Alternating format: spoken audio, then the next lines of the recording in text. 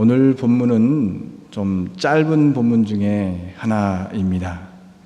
사실 짧은 본문 중에서도 아주 강한 인상을 주는 또한 강한 의미가 있는 본문입니다. 오늘 본문은 앞장에 있는 씨 뿌리는 비유 앞에 등장하는 이 여인의 비유 또 있는데, 씨 뿌리는 비유 앞에 여인 등장하고 7장에서 나오는 여인에 대한 이야기들이 쭉 나오면서 이 여인들을 한번 정리해주고 있습니다. 당시 사회상으로는 주목받지 못한 사람들이 여인들이었습니다. 이 여인들은 정말 언제나 그랬듯이 주목받지 못했고 중심에 서지 못했고 변방에 서 있었습니다. 그런 여인들을 누가복음에서는 부각시키고 중심적인 인물로 세워놓는 것을 볼 수 있습니다. 언제나 여인들은 사회적으로 약자로서 불평등한 삶을 살았습니다. 능력이 있어도 차별받고 인정받지 못했습니다.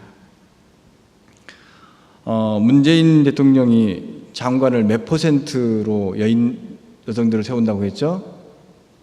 30%를 여성 장관으로 세운다고 했습니다. 물론 반신반의합니다. 처음에는 그렇게 공약을 지켰다가 또 힘들면 도로 남자들로 채우지 않을까, 이런 반신반의의 생각들을 하고 있습니다. 어쨌든 간에 중요한 것은 여성의 숫자가 30%다, 40%다, 50%다가 아니라 기울어진 세상, 언제나 강한 사람, 언제나 가진 사람, 언제나 힘 있는 사람, 그런 세상 중심에서 그렇지 못한 사람의 중심의 편에 서서 일하시는 하나님, 일하시는 예수님, 일하는 교회의 모습을 보일 때 그 교회가, 그 공동체가 살아있고 생명력 있는 공동체로 나아가기라 생각을 합니다. 이처럼 하나님의 나라는 중요한 것 중에 하나가 차별이 없는 나라입니다. 교회와의 공동체 안에 들어올 때 없어져야 될 하나가 바로 차별입니다. 그가 남자건 여자건 키가 크건 작건 저처럼 잘생기건 아니면 못생기건 간에, 저 잘생기지 않았냐고 비웃는가 했는데 사실 잘생겼다고 저는 스스로 자부하며 살아가는데요. 교회 안에서는 어떠한 차별도 없어야 됩니다. 그 사람이 부족하건 많든 간에. 왜요? 하나님 앞에서 모두 다 선택받고 지음받은 백성이기 때문에 그렇습니다. 이 나라가 완벽한 하나님의 나라가, 지금 우리가 사는 나라가 완벽한 하나님의 나라가 될 수 없지만 예수님의 정신이 살아있는 나라가 되면 그나마 하나님의 나라를 맛보며 행복하다라고 이야기할 것입니다. 본문은 7장에 기록된 향유 부인 여인, 향유를 붓는 여인 이 기록 다음에 그것과 연결되어서 여인의 이야기가 계속 이어지고 마무리로 이야기되고 있습니다. 모든 여인이 당대에 주류가 되지 못한 채 비주류로서 항상 눌린 자로 살아갔지만 누가는 그곳에서 깊은 관심을 여인들에게 돌리면서 여인들의 헌신과 여인들의 삶을 기록하며 높이 세우고 있습니다. 사실 누가복음에서 있는 것은 여인뿐만이 아니라 가난한 자, 그리고 어린 아이, 나그네까지도 큰 관심을 가지고 있습니다. 성경에는요, 특별히 구약 성경에는 여인이나 특히 과부나 그 다음에 가난한 자, 그 다음에 어린 고아나 그리고 나그네, 가질 수 없어서 소외된 사람들에 대해서 하나님께서는 그들을 특별한 관심의 손길을 내비치고 있습니다. 예수님 또한 이런 상황 속에서 건강한 자, 힘 있는 자에게 의원이 필요한 것이 아니라 병든 자에게 의원이 필요 있다, 이렇게 말씀하시면서 세상으로부터 소외된 자를 더 관심 있게 보고 계십니다. 세상은 힘 있고 능력 있는 사람을 귀중하게 여깁니다. 하지만 예수님은 이름 없는 사람들을 불러 세웁니다. 잘 아는 대로 예수님의 12제자들이 그렇게 이름 있는 사람들이 아닙니다. 예수님의 제자들이 설교할 때, 야, 저 사람은 뱃사람이 아니냐, 어떻게 저런 위대한 말을 할 수 있느냐, 다들 놀랬다고 이야기를 하는 거죠. 그러니까 그 당대에 주위로 서 있는 사람이 아닌 배우지 못했을 뿐만 아니라 언제나 뒤에 있는 그 사람들이 복음 앞에서 새롭게 됨을 통해서 하나님의 제자로 부름받고 하나님의 사역을 감당하는 모습을 우리는 볼 수 있습니다. 누가가 예수님의 공생의 활동 가운데 특히 여자 제자들이 예수님의 12제자들과 나란히 예수님과 함께 동행했다는 점, 이것을 우리는 주의 깊게 살펴보아야 할 것입니다. 오늘 8장이 그겁니다. 예수님과 12제자들이 함께 있었고 또한 그 12제자들 뿐만 아니라 그 한편에는 여인들이 함께 예수님과 동행했다는 것입니다. 아무도 그들의 이름을 불러주지 않는 상황 속에서 누가는 막달라 마리아의 이름을 불러주었고 헤롯의 청지기 구사의 아내로 살아있던 그 여인의 이름 요한나의 이름을 불러주었으며 그 외에 수산나의 이름을 불러주었습니다. 비록 많이 나오지는 않습니다. 성경에 여러 가지 정황상 많이 나오지는 않지만 성경에 이름이 기록되었다는 자체가 참으로 놀라운 일인 것입니다. 잘 아시는 대로 예전에는 여인들의 이름이 족보에 기록되지 않았던 그런 상황도 있었지 않았겠습니까? 그럼에도 불구하고 성경은 마태복음을 비롯해서 억눌리고 소외되고 나약한 사람들을 끝까지 찾으시고 그들과 함께 하시려는 예수님에 보여주고 있습니다. 특별히 예수님의 사역에 여인들의 동행은 참으로 의미 깊은 일이었습니다. 이 여인들은 예수님의 공생 활동에 있어서 예수님과 12제자를 섬기는 중요한 일을 담당했습니다. 오늘 3절 마지막에 보면 자기들의 소유로 그들을 섬겼다 이렇게 이야기를 하고 있습니다. 소유로 섬겼다. 그래서 이 섬겼다라고 하는 단순히 종된 모습으로서 그냥 음식을 하고 빨래를 하고 잡일을 하는 그런 섬김으로가 아니라 동역자로서의 섬김을 이야기해주고 있습니다. 어느 교회나 마찬가지로 여인의 섬김이 없다면 교회에는 기름 없어서 움직일 수 없는 자동차와 같이 살아있으나 사역을 감당할 수 없을 것입니다. 그러므로 자기의 소유로 예수님의 제자들을 섬기는 것, 또한 예수님을 섬기는 것은 한 몸으로서 서로 다른 사역을 감당하는 하나님의 일이었습니다. 그러므로 이 본문은 여인의 중요성을 강요하는 누가복음 전체의 요약이라 할 수 있습니다. 여인을 중요시하고 소외된 사람을 중요시하는 누가의 마음이 정말 가슴 깊이 새겨져 있는 본문이라 할 수 있습니다. 누가복음은 고아와 과부 그리고 여인들에 대한 지대한 관심을 가지고 있습니다. 한마디로 예수님의 눈동자가 소외받고 있는 하나님의 나라의 자녀들로 향해 있던 것과 같이 누가도 예수님의 눈동자로 여인들을 바라보았던 것입니다. 참된 부모는 잘난 자녀보다 조금 못난 자녀, 좀 부족한 자녀를 위해서 더 걱정하고 안쓰러워하고 다른 자녀보다 더 눈길을 주는 게 당연한 이치입니다. 어떤 목사님이 이렇게 물으셨어요. 10손가락 중에서 깨물어서 안 아픈 손가락이 없다. 맞는 말입니다. 그런데요, 10손가락 중에서 안 아픈 손가락이 없지만 더 아픈 손가락이 있답니다. 그 손가락이 조금 못나거나 다친 손가락, 부족한 손가락이 더 아프답니다.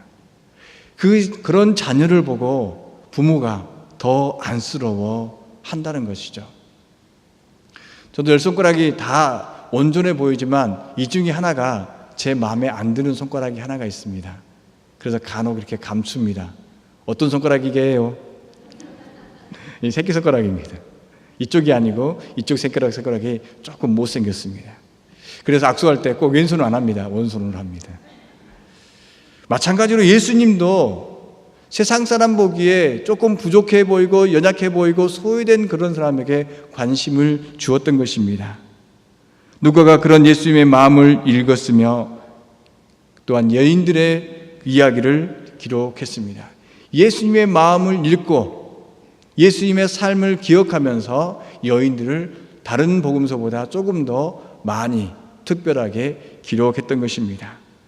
그래서 누가는 예수님께서 과부의 아들을 살리신 이적의 이야기, 또한 예수님께서 죄 많은 여인을 용납하고 칭찬하는 이야기 뒤에 오늘 본문을 쫙 기록하고 있는 것입니다. 다른 한편은 이 이야기 뒤에 예수님께서 가야의 아들 고르치시며 혈루병에 있는 여인들을 고친 이야기를 또한 소개도 하고 있습니다. 누가는 이 문맥에서 여인들에 대한 관심, 예수님의 관심을 강조하고 있으며, 이런 문맥 속에서 예수님께서는 여성의 제자들에 대한 존재, 그들의 역할을 강조하고 탁월한 것을 보여주고 있습니다. 누가는 이런 탁월한 기록을 여인들을 쭉 이야기를 등장하면서 기록하고 있는 것입니다. 누가는 마가복음서 마지막 부분에 가서도 예수님을 따르는 제자들의 일행 가운데서 여자들이 있었다라고 기록을 하고 있습니다. 또한 예수님께서 십자가처 현장에 있을 때 수많은 사람들이 예수님을 뒤따른 그 순간, 그 중에 여인들이 많이 있었다, 이렇게 기록을 합니다. 예수님께서 십자가에서 운명하실 때에도 갈릴리에서부터 예수님을 따라다니는 여인들이 지켜보고 있었습니다. 또한 예수님께서 아리마대 요셉의 무덤, 그 무덤에 장사될 때, 매장될 때에도 갈릴리에서부터 예수님을 따라다니는 여인들의 이야기, 그 이야기를 기록하고 있습니다. 누가는 다른 어떤 복음서보다, 기자들보다 예수님께서 움직이실 때 그와 함께했던 여인들의 이야기를 강조하고 기록하고 있습니다. 이런 관점에서 볼 때 우리의 본문은, 오늘 본문은 여인의 중요성, 그들의 중요성, 그들의 역할을 강조하고 있는 아주 중요한 본문 중에 하나라고 할 수 있습니다. 정리하면 누가는 예수님께서 하나님의 나라를 반포하시며 선포하시며 그 복음을 전파하실 때, 예수님께서 공생애를 살아가실 때, 활동하실 때 두 부류가 있었는데, 한 부류는 12 제자들이며 한 부류는 여인들을 그룹이었다라고 할 수 있습니다. 우리는 흔히들 남자 12명만 기록함을 합니다. 그 사람들만 기억합니다. 그러나 예수님께서는 누가복음에서는 그 말고 그들과 함께 한 여인들도 함께 말하고 있습니다. 또 둘째는 이 여인들의 역할입니다. 이 여인들은 동행하는 데 그치지 않고 자기의 소유로 저들을 섬겼다라고 기록합니다. 예수님의 이 공생 활동에서 재정적인 뒷받침이라고 하는 것은 정말 놀라운 일입니다. 그들이 예수님께서 공생 활동 중에서 얼마나 중요한 역할을 했는지를 반증하고 있는 것입니다. 우리가 선교할 때 우리가 물질적으로 많이 후원을 하지 않습니까? 어떻게 그냥 믿음으로 가면 되지 왜 물질로 꼭 후원을 해야 되느냐라고 때로는 반문할 수도 있을 것입니다. 그러나 물질이라고 하는 것이 악한 게 아니지 않습니까? 그걸 선하게 사용하면 하나님의 나라에 크게 도움이 되는 거 아니겠습니까? 물질은 꼭 우리가 살아가는데, 하나님의 나라를 이루는데 필요한 도구입니다. 그래서 사도 바울이 선교할 때 자비량으로 스스로 물질을 해결함을 통해서, 가족으로서 천막 짓는 일을 통해서 자기의 사역을 감당하는데 물질을 공급했습니다. 이 모양이든 저 모양이든 물질은 꼭 필요했습니다. 그러므로 이 여인들은 활동은 누가복음에 기록되어 있는 대로 이 여인들의 섬김을 통해서 예수님의 선교 활동은 더 활발하게 적극적으로 이루어졌다 할 수 있습니다. 이런 여인들의 활동은 또한 역할은 누가에 의해서 알려졌습니다. 다른 복음서에는 나름대로 의미와 목적을 가지고 기록했습니다. 그러나 누가처럼 좀 더 구체적으로 기록하지는 않았습니다. 누가의 이 기록으로 말미암아 4개의 복음서가 복음서로 하나 되는 모습을 보여주고 있습니다. 복음서가 왜 4개입니까? 예수님에 대한 이야기가 하나이면 족하는데 왜 4개가 있을까요? 왜 4개를 선택하여서 우리는 때로는 복음서마다 다른 기록 속에서 혼돈하고 있을까요? 그러나 복음서가 4개인 것은 예수님의 사역을 한마디로 할 수 없습니다. 하나님에 대해서 이거다라고 한마디로 표현할 수 없습니다. 한 시대 한 사람에 의해서 할 수 없기에 이 모양 저 모양으로 각기 다른 삶 속에서 하나님을 설명하고 예수님의 복음을 설명하는 것입니다. 그래서 누가복음은 특별히 그렇게 여인들의 또한 소외된 자의 입장에 있어서 하나님의 복음을, 예수님의 사역을 말해주고 있는 것입니다. 특별히 누가복음은 뒤로 물러져 있는 여인들, 소외된 고아 같은 아이들, 나그네 된 사람들에 대해서 관심을 갖고 이야기하고 있습니다. 만약 누가가 그들의 이름을 불러주지 않고 누가가 그들을 앞에 내세우지 않았다면 그들은 여전히 뒤에 있는 사람이었을 것입니다. 여러분들이 잘 아는 시가 있습니다. 김춘수의 꽃이라는 시가 있습니다. 내가 그의 이름을 불러주기 전에 그는 다만 하나의 몸짓에 지나지 않았다. 내가 그의 이름을 불러주었을 때 그는 나에게로 와서 꽃이 되었다. 내가 그의 이름을 불러준 것처럼 나의 이 빛깔과 향기에 알맞는 누가 나의 이름을 불러다오. 그에게로 와서 나도 그의 꽃이 되고 싶다. 우리들은 모두 무엇인가 되고 싶다. 너는 나에게, 나는 너에게 잊혀지지 않는 하나의 눈짓이 되고 싶다. 우리가 사역을 감당할 때, 하나님의 일을 감당할 때 사실은 누가 우리의 이름을 불러주지 않으면 그것처럼 힘든 게 없습니다. 사실 우리 교회의 이 모양 저 모양으로 사역을 감당하는데요, 찬양대로 봉사하고 교회학교로 봉사하고 안내위원으로, 기도로, 주차위원으로 이렇게 봉사를 여러 모양으로 이 모양 저 모양으로 합니다. 그런데 그 섬김을 누군가가 불러주지 않고 알아주지 않는다면 참으로 좀 힘든 사역이 될 것입니다. 우리의 이름을 불러주어가지고 우리의 이름을 높여주는 것이 아니라 우리의 사역이 올바르다, 참되다, 그것이 하나님의 일이다, 이렇게 인정해 주는 것이 필요하다는 것입니다. 그것이 때로는 사람이든 아니면 하나님이든, 우리는 물론 하나님의 사역을 감당할 때 사람들이 내 것을 칭찬해 주리라 생각하지 않고 사역을 감당합니다. 그럼에도 불구하고 우리가 사역을 감당할 때는 그 사역에 대해서 하나님께서 옳다람을 인정받는, 부름을 받는 자로 사역을 감당해야 할 것입니다. 우리는 세상 사람들이 때로는 인정하지 않는 이 여인들처럼 그저 한 인간으로 살아갈 수밖에 없는 사람의 존재였습니다. 하지만 하나님께서 우리를 불러 그리스도인 되게 하셨고 성도 되게 하셨고 꽃처럼 아름답다라고 불러주셨습니다. 그리고 교회를 섬기게 하셨습니다. 그래서 우리는 행복합니다. 그래서 우리는 다른 사람에게 행복을 주는, 꽃들에게 희망을 주는 사람으로 지금 이 자리, 우리의 삶의 자리를 지키고 있는 것입니다. 저는 책 중에서 가장 좋아하는 책이 하나 있습니다. 그 책의 이름은 꽃들에게 희망을입니다. 저는 이 책을 여러분들이 한 번쯤 읽어보시기를 바랍니다. 꼭 추천해주고 싶은 책 중에 하나입니다. 글이 많은 분량도 아닙니다.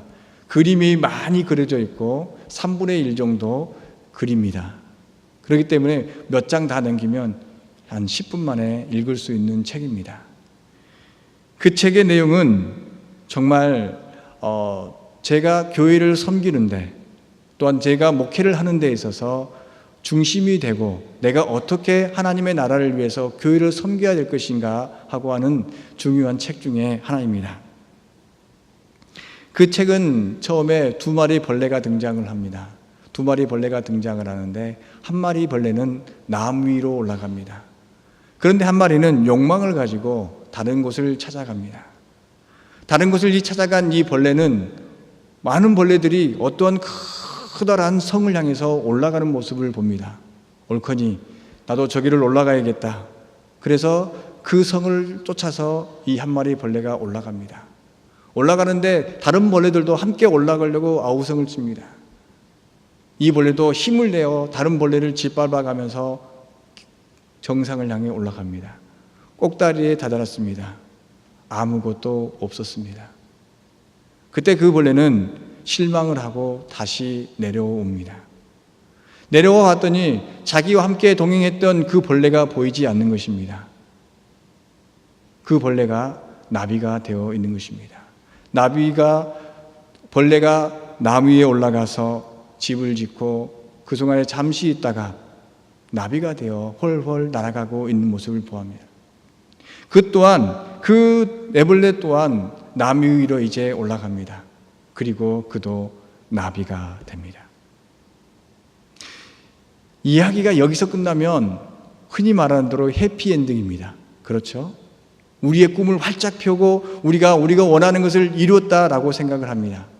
그런데요, 꽃들에게 희망을, 우리가 나비가 된 것은, 애벌레가 나비가 된 것은 내가 화려한 날개를 얻고자 함이 아니라 이 화려한 날개를 통하여서 이 꽃들에게 희망을 주는 그러한 존재가 되어야 한다라는 이야기를 그 책은 이야기하고 있습니다.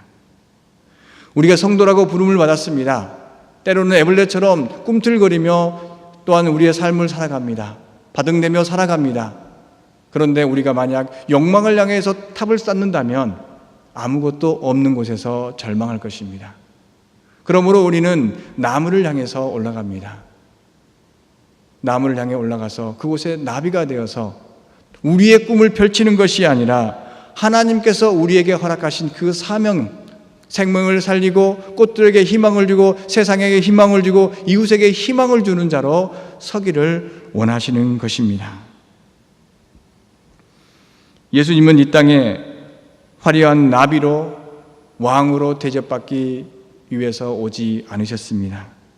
십자가를 지심으로 세상에 희망을 주고자 오셨습니다. 예수님의 제자들도 그러한 어떠한 여인들도 나비의 인생보다 세상에 희망을 주는 그러한 삶을 선택했습니다.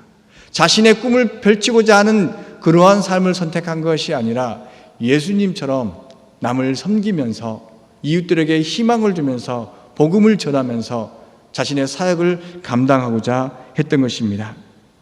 자신의 삶을 내려놓고 세상의 소금처럼 세상의 빛으로 희망을 주었습니다.